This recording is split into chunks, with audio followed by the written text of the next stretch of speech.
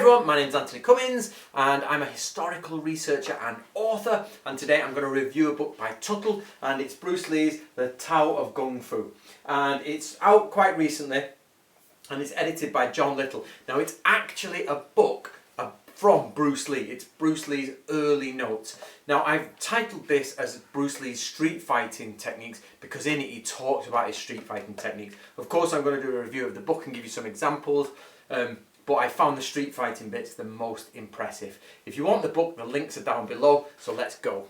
One of the interesting things is Bruce Lee talks about the original Chinese martial arts, and he says there are 72 joint locks, 36 throws and 18 different weapons. So I wonder what the actual lists are. Has anybody got the Chinese lists for them? If you know them, put them in the links below.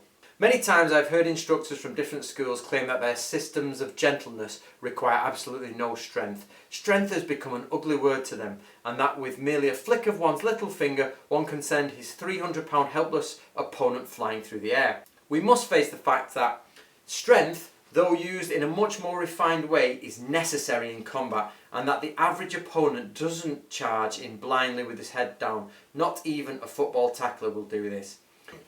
So basically he's saying this idea of this, the totally gentle art, no, you need to put strength into it, but the strength needs to be understood and refined and used correctly, not just brute strength. I quite like this. He talks about beads on a string in martial arts moves. He says beads on a string are not individual beads. You don't do one, you don't do two, you don't do three. It's a case of you do 1, 2, 3. He says they're like beads on a string. It's got to have that flow into it, and you've got to really know what you're doing between the moves. It's the small sections between movements that are important.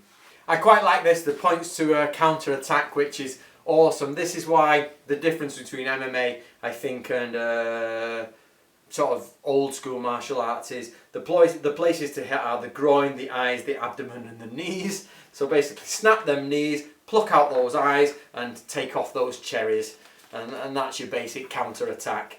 Do one of them. I personally like throat smashing. I think smashing people's throats is by far the most effective way, because generally people actually really defend their groin when you fight them, and they really defend your eyes, but they often forget about the throat. So a good old smash in the throat always puts them down. Okay, it is important when attempting to initiate kicking in Kung Fu to group your kicks low. In training it is okay to kick as high as you can, but in actual combat it is more important to kick as fast as you can and never let your kick pass above the waist. Then he goes on to say, do not attempt high-flying kicks in a real fight. Bruce Lee said don't do high-flying kicks and don't kick high. Basically he says you'll be put off balance. Now this is the difference between Bruce Lee as a movie star and Bruce Lee as a fighter. He understood that these things, you just got to smash the eyes, smash the groin, kick low, kick knees, kick everything, keep it low. None of this jumping around and all that. That was his movie martial arts, which is what we still have today, don't we? We still have movie martial arts. So you've got to think of Bruce Lee as the fighter and as the movie star. Which one is which? I think it's terrible to look at his martial arts in his movies and say that was his fighting. So here it says again, the high hook kick, these are great practices to enhance your flexibility, but they have limited practical value in self-defense, so don't kick high. Here's some of his advice for street fighting, but first he says about how to get around. So basically he says, keep in the outside of a path or the middle of a lane when you're walking in quiet streets. Walk on the outside of the pavement so no one from a garden can get you. But if you're walking down a lane, keep to the middle so nobody can jump out from either side. Here, defence is attack and attack is defence. That's a good old one where basically just start hammering them. They soon go away. So street fighting, basically techniques are smooth, short and extremely fast. They are direct to the point, are stripped down to their essential purposes without any wasted movement. This is the bit that angers me about Iaido. Iaido angers me in the sense that the movements are correct. I'd have no problems with the Iaido movements. You draw your sword, you cut them, but come on, streamline them. You can't do it slow, it's got to be done. You've got to practice it slow, but it's got to be executed fast, and it's got to be dynamic, and it's got to be to the point, and it's got to be, what's the word I'm looking for?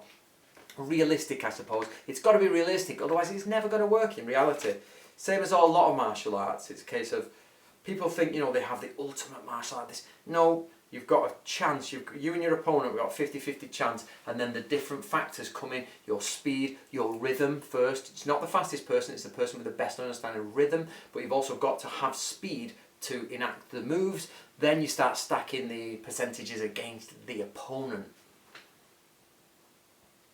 Here it's got the 12 tools he uses, like a large heavy hanging bag, a small striking bag, a hanging war bag, iron rings, sand dish, wooden dummy. These are all the types of things he uses. There's a picture there, I don't know if you can see it, but it's his hand drawing of those tools. Actually, the numbers on that are wrong. I went through them, which is a bit strange. It's like the other one, I couldn't find. Can anybody else out there answer this question? I was looking in this book. Bruce Lee talks about Taoism, but not much Buddhism. Is there much Buddhism in Bruce Lee's stuff, or is he purely Taoist in his thought? Now, he does an entire section on Taoism, and he talks about Lao Tzu. So if you don't know, Lao Tzu wrote the Tao Te Ching, which is a book, basically the book of the way. And if it's occurred to me reading this, that if you're a Bruce Lee fan, you should be reading Lao Tzu, because it seems that he is without doubt following Lao Tzu's teaching. And he talks about Wu Wei, the not going against the action, and it was like, yep, I get it. I've read about this multiple times. It doesn't mean non-doing, not doing anything. It means not going against that which is presented to you. So he's very much into Taoism at this point, but I don't know if he later goes on to Buddhism. An interesting bit here is it says, as Alan Watts puts it, the no-mindedness is, and he's basically, if you don't know who Alan Watts is, go and find who he is. He's basically what's the word I'm looking for? He's a philosophical teacher in the 60s and 70s. So I wonder if Bruce Lee and Alan Watts ever met. That would be quite interesting, wouldn't it? To know if they met each other. I like this. It says, move like water, rest like a mirror.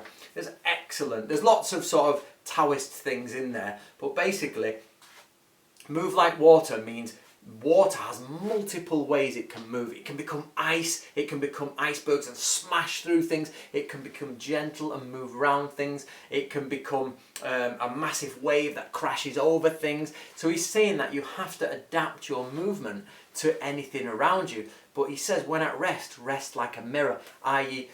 a mirror just reflects what's there. It doesn't get emotionally upset about it, it doesn't get engaged with it, it doesn't do any of those things, it just reflects that which is outside. And then when it gets up and ready to go again, there is no issue. It's not connected to anything, it just reflects a new thing.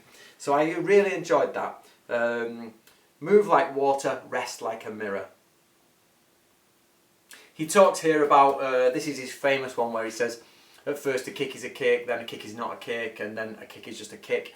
And what he means is, at first, when somebody attacks you, you just bang, down you go, punch, kick, whatever you want, let's call it a punch. Somebody attacks you, your first response is that. Then when you start learning like the different types of punching in different arts, you're like, okay, I've got to do it. And then eventually when that muscle memory kicks in, it's just bang, it's just a punch again. So, a punch is a punch is more than a punch is just a punch. That's the what he's going on about there. Also, he talks about West versus East, and the way he talks about the West is very much a colonial attitude. Remember, Bruce Lee is pretty much brought up in the 40s, 50s, and he becomes sort of a star in, well, he's brought up in the 50s mainly, but 50s and 60s, and the Western people then still very much had an engineering mind where, we're Western, we engineer, we think this way, we do this thing, we have very logical steps. It's only after people like him, Alan Watts, and all those types of philosophical teachers brought forward Eastern things to the Western world that we now understand and appreciate them. So some of the things in this book you think, yeah, that was a bit dated now, but it's dated because he was the person bringing it. You can say it's cliche apart from the fact that he is pretty much one of the ones promoting Chinese culture at the time. Before him, he even has to explain what the yin-yang symbol is. He's like, you may not have seen this, or you may have done but not know what it is. Who doesn't know what the yin-yang symbol is nowadays? Have you ever seen that famous interview room where it says, pour water into a bottle, it becomes a bottle, pour water into a teapot, it becomes a teapot. Now water can flow, or creep, or drip, or crash. Be water, my friend. He's actually wrote that here in his notes, so he must have memorised it as a poem. So when he said it in the interview, it wasn't off the cuff, he actually must have taken it from somewhere. At the end, he's got an interview with Bruce Lee and his friends, but basically, I'll leave that up to you to read. Right, okay guys, that's Bruce Lee, The Tao of Gongfu. Now, it is Bruce Lee's words, and it is actually his earlier stuff, so it's before he really goes in and produces Jeet Kune Do, and it's when he's analysing everything. So this is possibly one of the first books he would have written if he'd have let it out, but it didn't go out, and they've put all these notes together, and that's come about. So, if you're interested in Bruce Lee, would I say buy it if you're just a martial arts guy? Then no, probably not. But if you're interested in Bruce Lee, without a doubt, I think it's got some superb stuff in there for Bruce Lee fans. The images are a bit terrible. You can't really see what's going on, and they're not really well, because they're clearly just his drawings, his scribbles, and he knows what's going on. But they weren't for publishing. It was just his notes. So to us, they're like, unless you've got an expertise in Jeet Kune Do or his earlier classical martial arts, you're a bit like, I'm not sure what's going on there. So I hope you enjoyed that, guys. My name's Anthony Cummins. Subscribe here. Get the book if you want. Links are down below. And look forward to hearing from you in the future.